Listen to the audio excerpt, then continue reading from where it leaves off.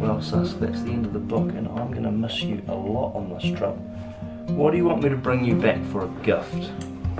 A dead antler. Some antlers? Ooh.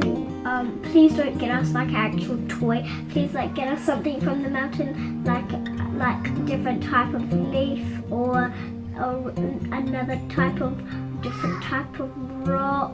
Well, I'll tell you what, I'll have a bit of a think about that, because I enjoyed carrying that last rock out for you girls, and you know, that actually took quite a bit of effort. I carried that rock for a long time, and that was extra weight in my bag that was already so heavy. It was more heavy than you two girls put together.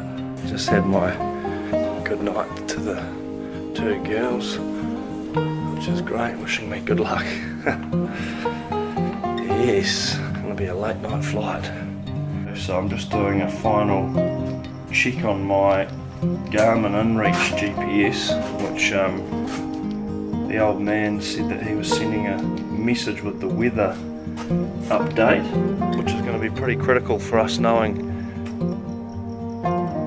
how the weather's going to play out this week. It's going to be our one source of truth. And then after I do that, I'm going to go back in, say goodnight to Elisa. I've said goodnight to the kids now, so they're in bed, and then get the show on the road. We've got a flight that leaves at 11:30 tonight, so I get in at 5 o'clock in the morning, and then I'll go and pick up the hire car, come back to the airport and pick up Andre, who arrives at about 9 o'clock.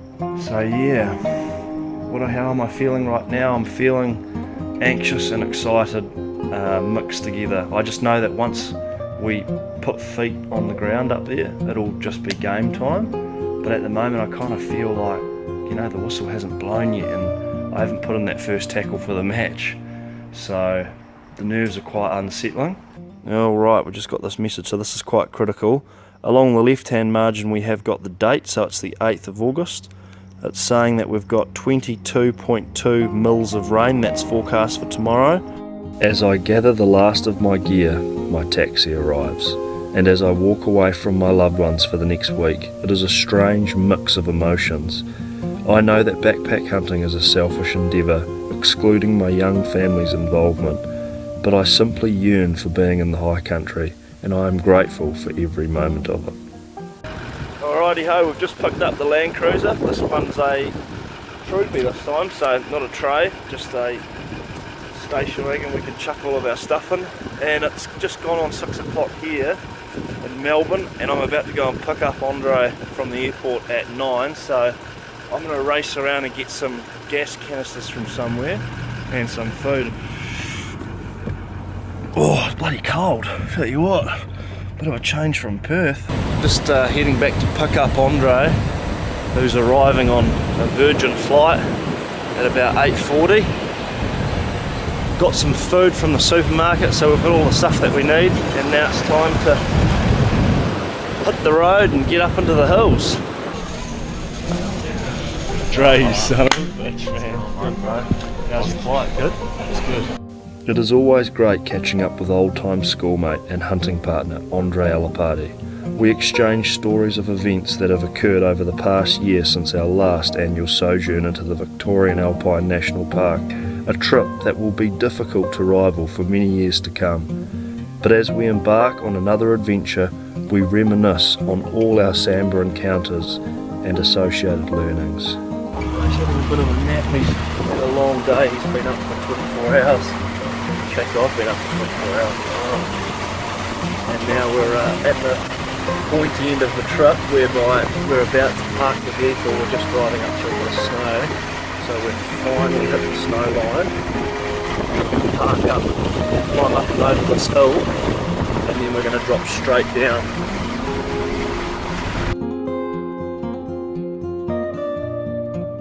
The weather continued to deteriorate as we sorted the last bits and pieces for our week-long trip. Andre's objective was to take a Sambar with the compound bow, while I was focused on taking a representative Sambar stag with a 30-06 rifle, or at least put ourselves in hot contention for doing so.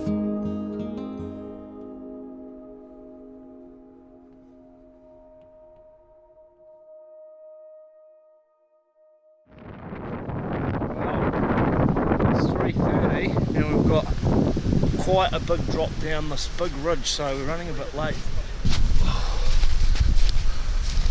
Pretty wet snow and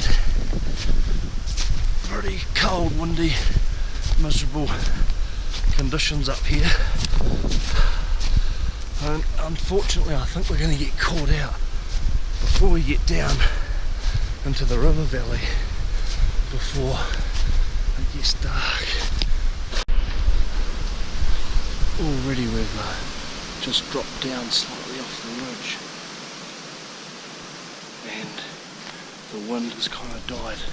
Well, it's not died off, it's going hardcore, but the wind has sheltered.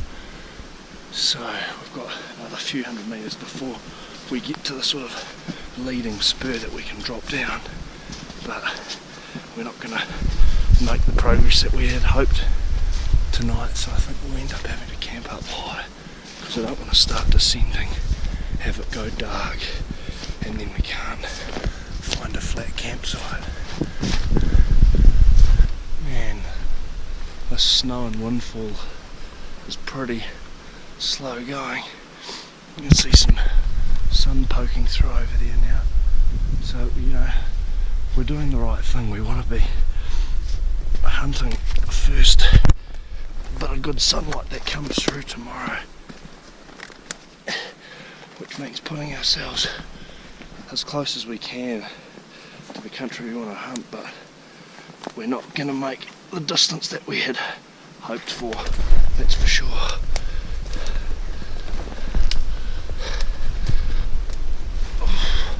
And tonight's going to be a very windy night.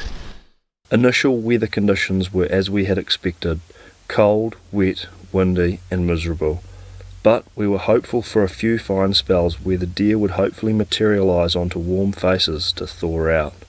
We selected a campsite in a depression in the landscape that offered sheltered from the winds, but that didn't stop temperatures plummeting to -5 degrees Celsius during the night and not taking into account the wind chill factor.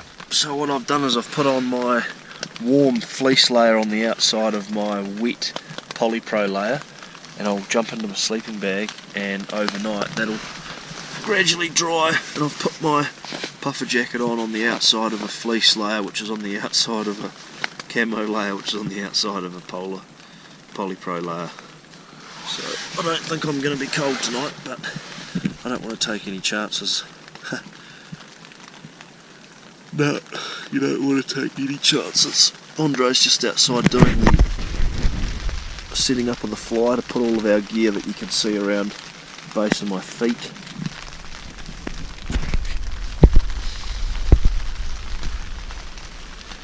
Otherwise you end up having all this gear over the top of you in the night. As night one drew to a close, we rugged up and hit the hay. All we could hope for was for sun the next morning.